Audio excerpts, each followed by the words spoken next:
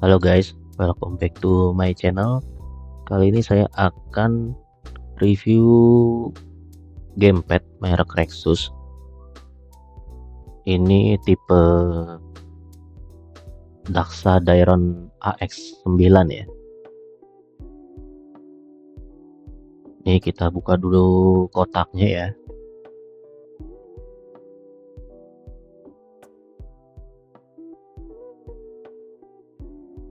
Ada busa ya di bagian dalamnya itu, biar dia nggak berantakan.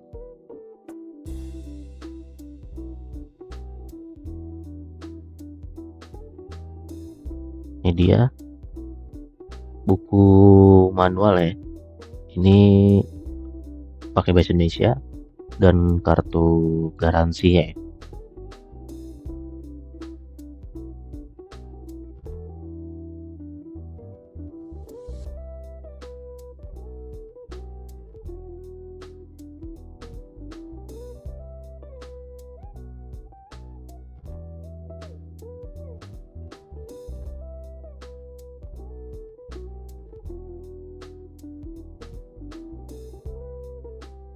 Lalu di sini ada obeng, nanti kita kasih tahu cara penggunaannya. Lalu di sini ada seat pullernya. Ini nanti buat buka di bagian dalam analog ya. Ini agak baret, bagian plastiknya ada tulisannya juga ya, Daxa.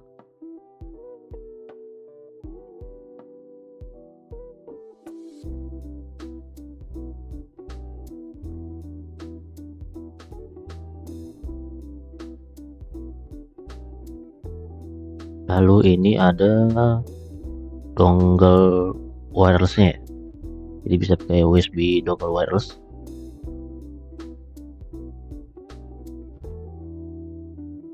Lalu kita dapatkan kabel buat ngecasnya ya.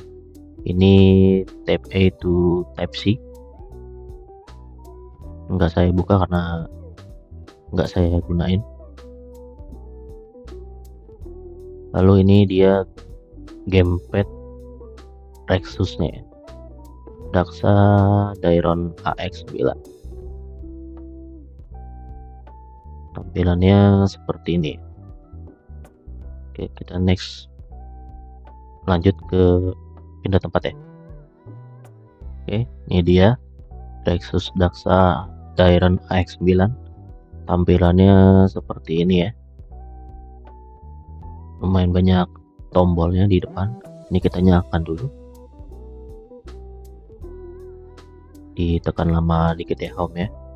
Nah itu dia RGB nya menyala ya, di sisi kiri bawah sama kanan, terus di analognya ada sedikit, sama di 4 tombol kanannya itu lampunya nyala ya.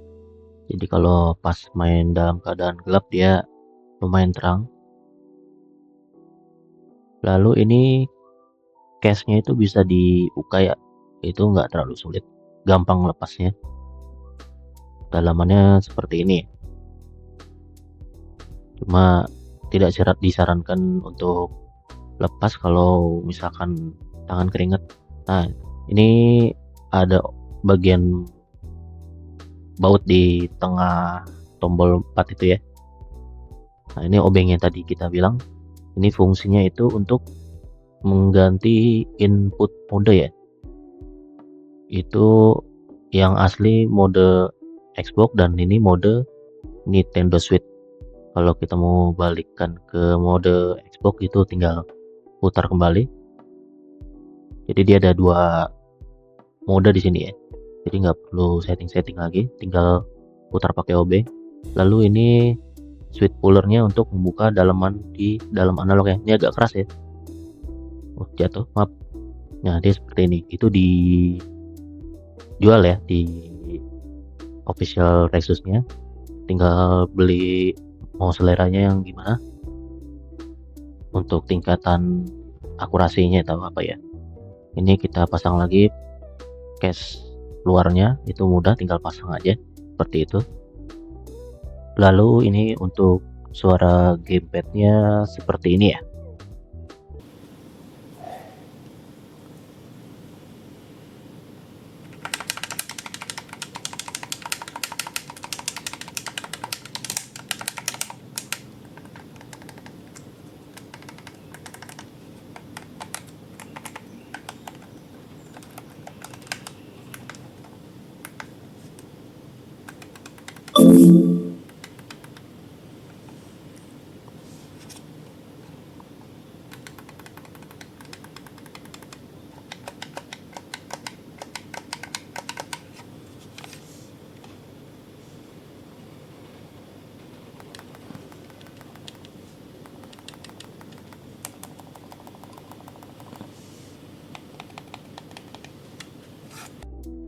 Lalu untuk ukuran ini lumayan besar ya, kalau di tangan saya sih pas, besar dan enak megangnya. Cuma minusnya itu tombol makro yang di belakangnya itu sering banget kepencet sama saya ya. Jadi harusnya nggak kepencet, malah jadi kepencet tombolnya. Lalu untuk mengganti RGB-nya tekan Fn lama sambil klik tombol D-pad kiri ya. Itu untuk mengatur tingkat kecerahan lampu RGB-nya, bisa dimatikan juga. Lalu untuk klik D-pad kanannya itu untuk mengganti mode RGB ya. Jadi mode-modenya bisa diganti itu dengan klik Fn sambil tekan D-pad kanan.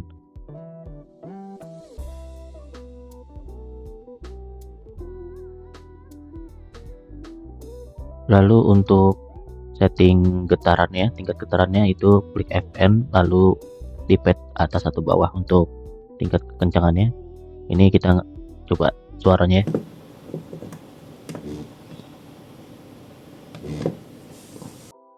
Lalu di sini saya coba tes sirkulasi errornya, itu dia berada di 0% ya, cukup bagus.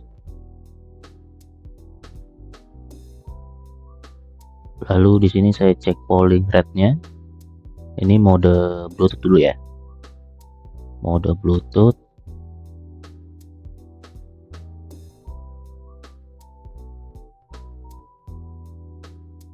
Ya, polling rate-nya kurang lebih di 132 atau 133 menggunakan mode Bluetooth ya. Lalu untuk memakai USB wireless dongle-nya itu ada di 1000 Hz ya, sama dengan memakai kabel itu di 1000 Hz. Jadi cukup bagus kalau memakai kabel dan USB wirelessnya. Nah, ini saya tes untuk memainkan game Dead or Alive 6 ya, game-game fighter lah kurang lebih. Ini cukup enak, tombol-tombolnya juga responnya cepet ya, jadi nggak ada delay kalau pakai mode kabel atau USB dongle wirelessnya ya. Lalu untuk suara gamepadnya ini bukan yang tipe silent ya, jadi kalau kita main dengan kondisi kayak seperti game fighter ini lumayan berisik ya.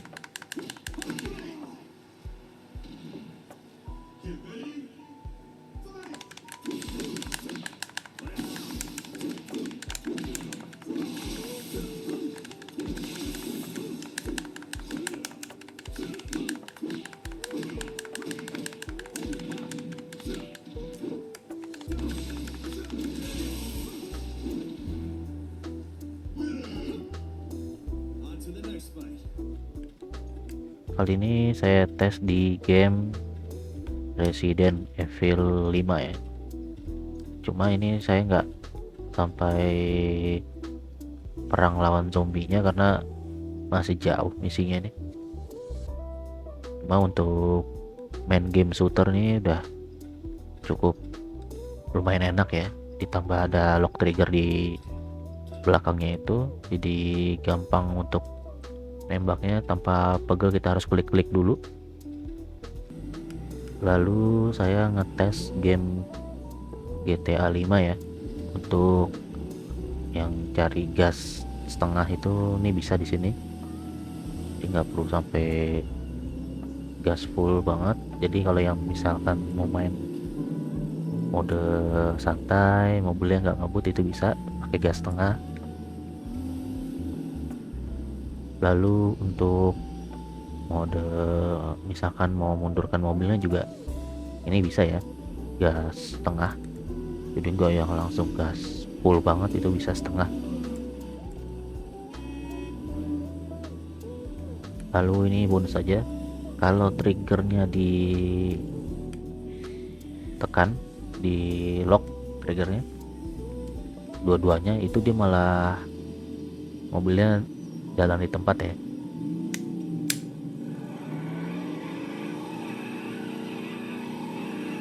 Kalau salah satu kita buka, itu dia maju, yang satu lagi mundur deh.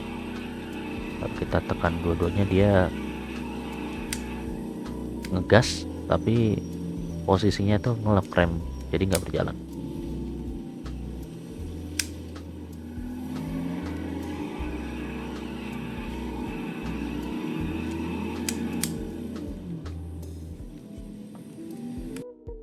Untuk gamepad harga 500 sampai 600 ribu ini sudah lumayan bagus ya. Hanya saja kekurangannya jika yang mencari gamepad ada dockingnya, ini dia nggak punya docking ya. Jadi ngecasnya tetap pakai kabel. Lalu sudah support Bluetooth, wireless, dan wired ya. Dan sudah support gyroscope, cuma ini saya tidak tes gyroscope-nya karena nggak punya game-game yang support ya. Baterainya dia sudah support 1200 mAh ya. Lalu untuk mengetahui lowbat atau enggaknya, dia ada indikator di atas tombol home itu ya, lampu LED-nya. Kalau dia lowbat, dia akan berwarna merah. Oke, sekian video dari saya. Mohon maaf jika ada kesalahan atau kekurangan dalam pembuatan video. Jangan lupa di like dan subscribe video saya. Sampai jumpa di next videonya. Thank you guys.